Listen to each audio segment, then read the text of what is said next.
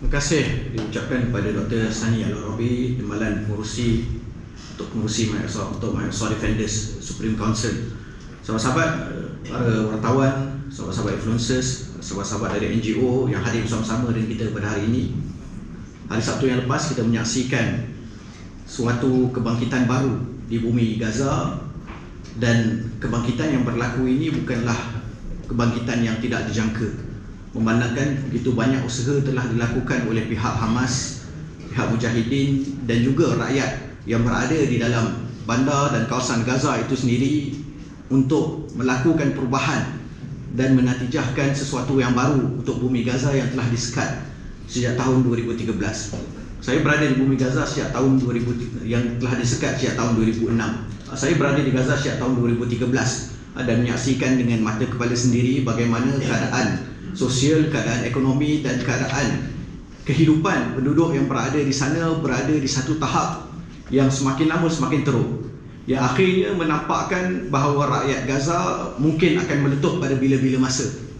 Tetapi berkat kesabaran mereka dan berkat akidah mereka yang jitu dan kepercayaan kepada perjuangan pembebasan bumi Palestin serta menolak kezaliman yang dilakukan secara berterusan, maka mereka bersabar sehinggalah berlaku apa yang berlaku pada hari Sabtu lepas, bila mana mereka masih lagi tidur dan diulit mimpi. Sekitar jam 6.30 pagi di waktu Gaza, mereka sendiri dikejutkan dengan bunyi roket-roket yang dilancarkan daripada bumi Gaza masuk ke tanah haram Israel. Tidak cukup dengan itu, mereka juga dikejutkan dengan berita bahawa berlakunya kemasukan mujahidin yang berjaya menerobos sempadan masuk ke dalam kawasan tanah haram Israel dan melakukan operasi mengawal dan mengambil alih beberapa kawasan-kawasan penempatan dan juga beberapa pos-pos kawalan tentera Zionis Israel di seluruh penempatan haram berdekatan dengan Israel.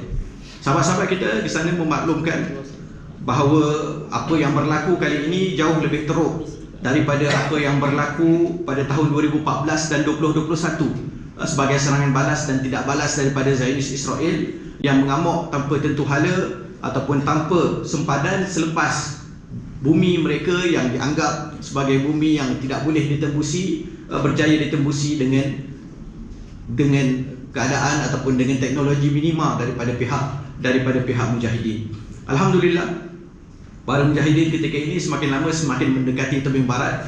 Sebahagian kawasan telah berjaya dipertahankan dan masih lagi dipertahankan sehingga ke waktu ini, dan usaha mereka ataupun misi utama mereka yang ada dua setelah operasi yang telah begitu lama dirancang ini, setelah melaksanakan semula The Great Return March gagal 2018, telah dilaksanakan, dihentikan semula, kemudian dilaksanakan semula tetapi gagal menatijahkan apa-apa tindakan ataupun respons yang besar daripada Israel. Begitu juga apabila Mujahidin Brigade Izzuddin Al-Qassam menghidupkan sel-sel Mujahidin yang ada di tanah jajahan 1948 dan di tebing barat juga gagal menatijahkan respons yang besar daripada Zionis Israel.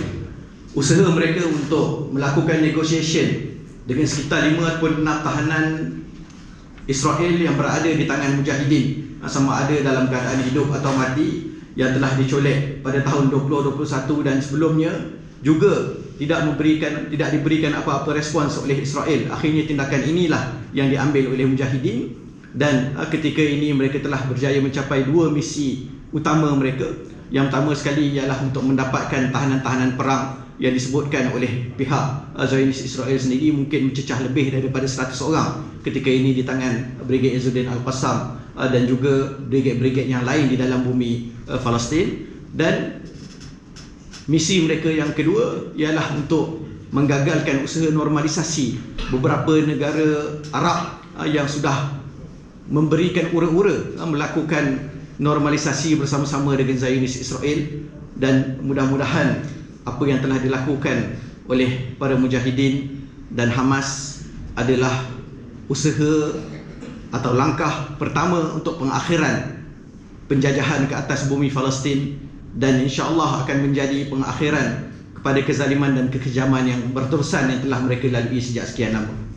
Ramai yang bertanya kepada saya, setiap kali berlaku peperangan dan serangan ke atas bumi Palestin, siapa yang memulakan terlebih dahulu serangan? Maka jawapannya cukup jelas. Serangan telah dimulakan oleh Zionis Israel pada 1948 apabila mereka menjajah bumi yang bukan milik mereka. Malah usaha-usaha untuk menjajah itu telah berlaku lama sebelum 1948. Apa yang dilakukan oleh Hamas dan Mujahidin Brigade Izzuddin Al-Qassam serta rakyat Palestin yang bangkit ketika ini adalah hak mereka untuk mempertahankan tanah mereka yang telah dijajah. Mudah-mudahan kebangkitan juga berlaku di kalangan rakyat Malaysia dalam apa sahaja bentuk yang kita mampu, dengan melebar luaskan dan menggentarkan semula media sosial dan juga kuasa digital Zionis Israel dengan hashtag baru yang kita perkenalkan, Israel Cuak, dan begitu juga dengan sumbangan kita dan tindakan kita membawa kesedaran dan pendidikan kepada rakyat Malaysia dan rakyat sekitar yang bersama-sama dengan perjuangan Palestin. Kita mendoakan pembebasan bumi Palestin dan kita mendoakan ada sumbangan daripada kita untuk menjadi sebahagian daripada usaha pembebasan ini atas dasar akidah, atas dasar kemanusiaan dan atas dasar menolak penjajahan, insya-Allah. Masjid Malaysia di sana totally demolished atau memang runtuh habis? Saya bagi kepada tuan tadi. Kita ada beberapa projek masjid di Gaza yang dibangunkan oleh banyak NGO, dan dalam sarangan ataupun sasaran yang diletakkan oleh Zionis Israel pada kali ini, mereka cuba untuk menghapuskan segala foundation yang dimiliki oleh Hamas dalam apa bentuk sekalipun. Kalau kita ikut perkembangan berita, pengumuman yang berlaku ke atas rumah pimpinan-pimpinan utama Hamas satu demi satu telah pun dibom. Begitu juga masjid-masjid yang digunakan sebagai tempat latihan ataupun bukan tempat latihan, tempat tarbiyah untuk anak-anak generasi baru Palestin, generasi pembebasan Palestin juga dibom. Malah ada sekolah yang dimiliki oleh UN yang menjadi pusat penempatan untuk pelarian-pelarian ataupun mereka yang meninggalkan rumah mereka yang dibom juga turut dibom. Jadi kali ini Israel tidak meletakkan apa-apa had untuk tindak balas mereka, dan kita melihat risiko berlaku jumlah syuhada yang jauh lebih ramai daripada apa yang ada sekarang dan jauh melepasi angka yang ada pada tahun 2021 dan 2014 sangat-sangat besar. Untuk rakyat Malaysia yang selalu bertanya kenapa perlu kita membina semula rumah-rumah mereka ataupun masjid-masjid mereka sedangkan rumah-rumah ini akan dibom dalam perang yang akan datang ataupun serangan balas yang akan datang. Jawapan kita, bila mana kita membantu Palestin, kita tidak boleh menilai dengan mata hati kita. Kita tidak mengukur dengan rasa dan emosi kita kalau kita bina akan dibom semula, tetapi kita kena mengukur dengan semangat yang ada pada orang-orang Palestin sendiri, yang mana mereka ini sebaik saja rumah mereka dibom dan perang tamat, maka mereka akan mula mengumpul sisa-sisa baki yang ada di rumah mereka supaya boleh dibersihkan dan dibina semula rumah-rumah baru di atas runtuhan-runtuhan rumah itu. Maka itulah semangat yang kita ada dan semangat yang kita kutip daripada mereka untuk membantu mereka terus mempertahankan negara mereka dan membebaskan negara mereka yang telah dijajah.